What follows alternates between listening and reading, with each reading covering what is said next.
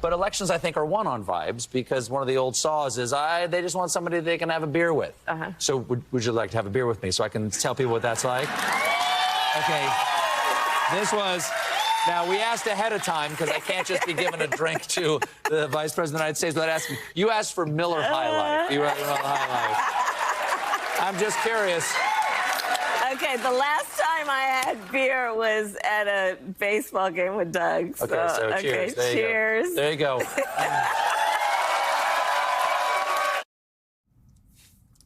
That was Vice President Kamala Harris last night having a beer on The Late Show with Stephen Colbert, wrapping up her 48-hour media blitz where she appeared on a variety of traditional and non-traditional outlets, from the Call Her Daddy podcast to Howard Stern, The View, and 60 Minutes.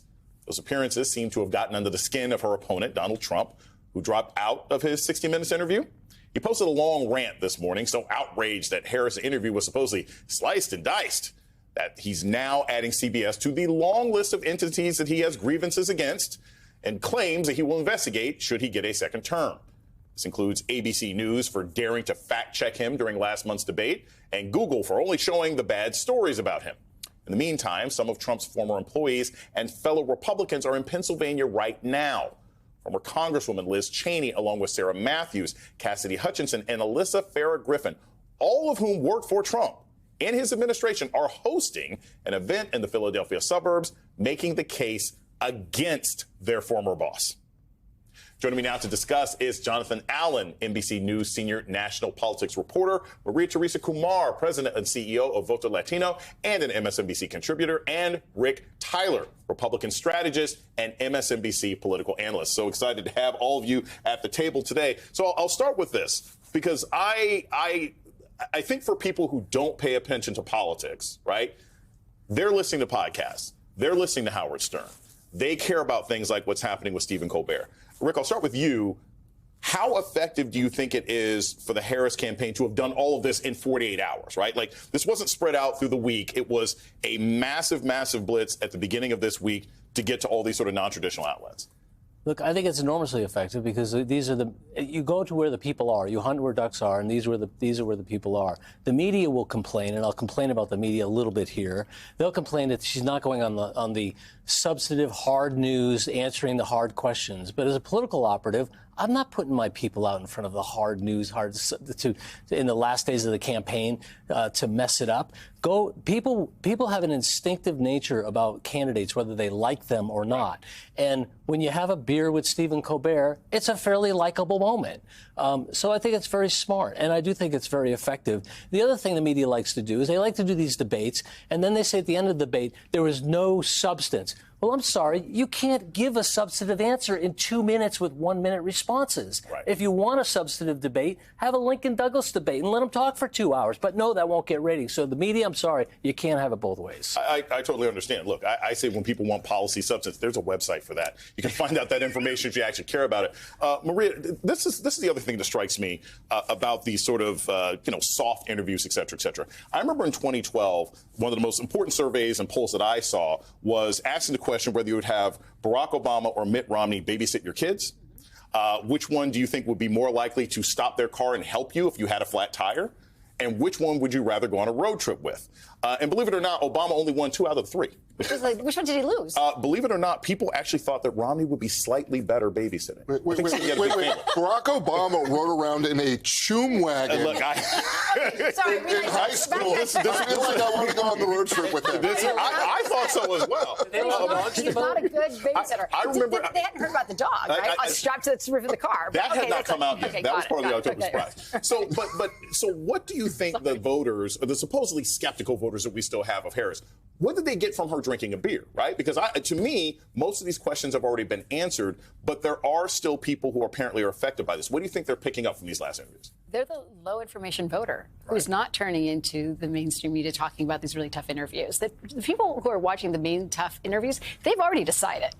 What she is trying to do is say, yes, I'm drinking a beer. And by the way, don't forget that I'm going to lower your cost of health care. Don't forget that you're drinking that piece of beer and I'm giving you a $6,000 tax credit for your first kid. I'm drinking that beer. And it's her way of weaving in her policies to folks that are not tuning in, because sometimes a lot of these folks are saying, you know what, politics is getting a little too icky. Right. So she's going where they are and weaving in policy and making her likable and making her authentic. And she's drinking a union beer. Right. Look, there's one thing that Kamala Harris has nailed. She knows exactly who she's talking to, and she needs to win back voters that the Democrats lost to Trump.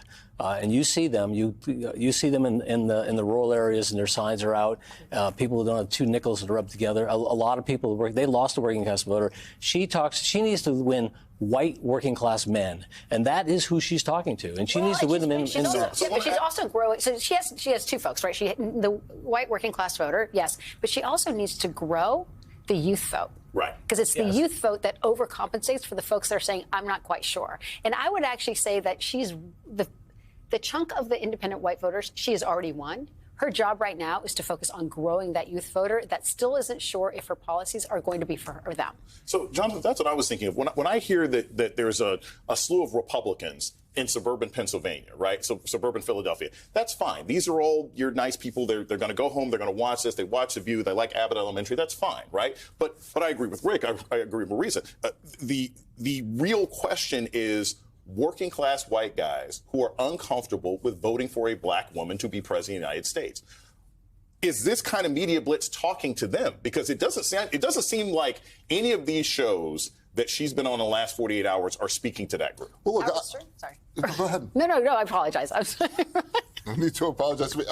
Well, first of all, I just want to say drinking a Miller High Life is an implicit contrast, because obviously she's trying to suggest to people that Trump is a low life, right? Which is that's pretty good. That's deep. That's a multi-level chess there. That's a multi-level chess. Okay. But in terms of, look, if you're talking about working class white guys who don't want a black woman president, she's not going to reach them. Right. But if you're talking about people who are open and in that demographic, then I think that matters a lot.